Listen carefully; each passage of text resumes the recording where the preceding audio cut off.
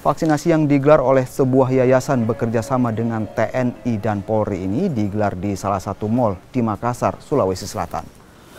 Menurut panitia, mereka telah melakukan vaksinasi sejak tahun 2021 dan digelar setiap akhir pekan.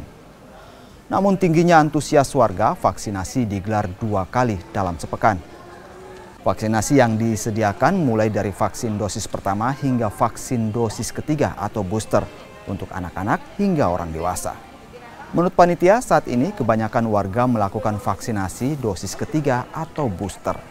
Vaksinasi booster kini menjadi persyaratan untuk warga yang akan melakukan perjalanan melalui udara.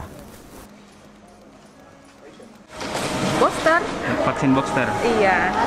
Ya, itu bagaimana dengan tanggapannya dengan vaksin?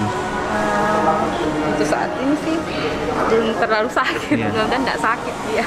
Ini untuk apa ini vaksin booster? Biar bisa kemana-mana, toh biar sekarang kan harus pakai booster kalau kemana-mana. Untuk kebutuhan perjalanan begitu dengan syarat? Vaksinasi yang kami selenggarakan sebenarnya bukan hari ini saja, tapi secara rutin sejak tahun lalu tentunya masyarakat sudah tahu.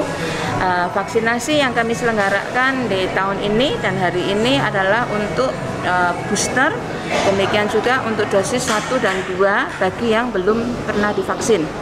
Ini semua adalah mulai untuk anak umur 6 sampai 11 tahun, kemudian remaja, kemudian dewasa, dan tentunya lansia. Nah, secara rutin kami kali ini menyelenggarakannya adalah setiap hari Sabtu, tapi hari ini ditambah hari Rabu karena kami menyadari bahwa rantai COVID-19 benar-benar harus diputuskan.